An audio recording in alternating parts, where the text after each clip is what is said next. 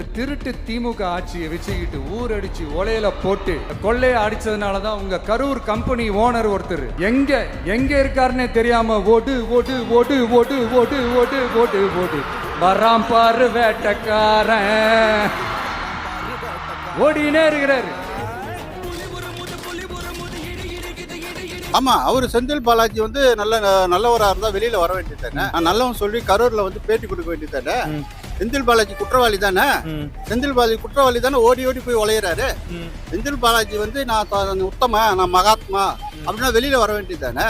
கரூர் சம்பந்தத்துக்கு இவங்க தான் குற்றவாளி. சுப்ரீம் கோர்ட்டு கூடிய விரைவில் அவனுக்கு தண்டனை கொடுப்பாங்க. அது நடக்கும். அந்த 41 பேர் ஆவி உராத்தி சுற்றி அடிக்கும். கரூர்ல போய் ஏன் நிக்கலாம் செந்தில் பாலாஜி? ஏன் வேற தொகுதியில் நின்னா? கரூர்ல நின்னா தோத்துரு சொல்லி தான் நிக்கலாம். ₹1 ₹2 இல்ல, பல லட்சம் கோடி ஊழல் பண்ணிருக்காங்க. எல்லாம் ஒரு ஆளா பிடிக்கதான் உண்மை வெளியில வரும். அப்பதான் கஜனால காசு சேரும். அப்பதான் மக்களுக்கு நல்லது செய்ய முடியும். செய்த தப்பு குறுக்கு இருக்குது, நெஞ்சு குறுக்கு இருக்கா இருக்க முடியுமா? அதனால தப்பு செய்தவங்க எங்க ஓடி மறையதான் செய்யணும். அது மறைஞ்சா என்னைக்கா இருந்தாலும் வெளியே வரும். ஒரு நாள் வெளியே வரும். எதுவா இருந்தாலும் செய்ததுங்க எதுவா இருந்தாலும் வெளியே வரும். ஒரு நாள் பேசிக்கும் போது எந்திச்சு ஓடிடுறாங்க. 5 நிமிஷம் பேசினதுக்கே குளத்தூர்ல கொத்து பரோட்டா போட்டாங்க. இதுக்கு மேல பேசினா மொத்தமா முடிஞ்சிடும், பாத்துக்கங்க. அவரை வந்து ஒழுங்கா வெளியில விட்டு இருந்தா, அவர் தமிழ்நாடு ஃபுல்லா சுத்தி இருந்தாருன்னா இவனுக்கு ஒரு தொகுதி கூட வந்திருக்க மாட்டாங்க. அவர் டார்ச்சர் கொடுக்க தான் இவரை 107 தொகுதி ஜெயிக்க முடியுது.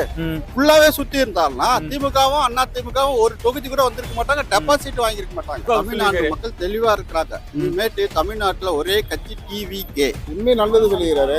அவர் 5 நிமிஷம் தான் பேசினாரு. அதுக்கே ஸ்டாலின் இன்னும் இப்ப நிறைய இடத்துல பேசியிருந்தேன்னா இன்னும் அதிக இடம் ஜெயிச்சுட்டு பேச விடல. பாதி இடத்துல பேசல சொல்லும் போது பேசினா ஏன் எழுந்து ஓடுறாங்க? இருந்து கேட்கணும். எதுவா இருந்தாலும் கேள்வி கேளுங்க, பதில் சொல்லுவாங்க. கேட்காத ஏன் ஓடுறீங்க? அது கரெக்டா தானே சொல்றாரு. அது தப்பே கிடையாது. உங்ககிட்ட யாராவது லஞ்சம் ஏதாவது கேட்டாங்கன்னா கொடுக்க முடியாது சொல்லுங்க. நான் இருக்கேன் உங்களோட.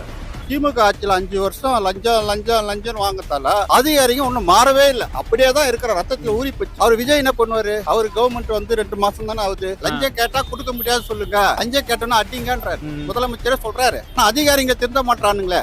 அதிகாரிங்க ரத்தத்துல ஊறி போச்சு. ஜாதி சர்டிபிகேட் இப்ப 2 நாள்ல போடுறான். இதே திமுக ஆட்சியில ஒரு ஜாதி சர்டிபிகேட் வாங்குறதுக்கு 15 நாள் ஆகும். வெற்றி தோல்வி எல்லாம் அரசியல சகஜம் சார். அதுக்காகலாம் வெறி பிடிச்சி இந்த பதவி வெறி பிடிச்செல்லாம் அலைய தேவையில்லை. நல்ல விதமாவே சொல்றேன், நியாயமான அரசியல் பண்ணுங்க. ஓ, அதுதான் உங்களுக்கு தெரியாதுல்ல. எங்க சின்ன பையன்கிட்ட நம்ம தோத்துருவோங்கிற பயம். தோத்துட்டாருல, அப்புறம் என்ன? மூடின்னு எங்கேயாவது உட்காந்து மூலையில உட்காந்து சாப்பிட்டு கிடக்கணும் ஒரு 5 வருஷத்துக்கு. அவன் மெண்டல் ஆயிட்டாங்க. அவன் தோத்ததுல மெண்டல் ஆயிட்டான்.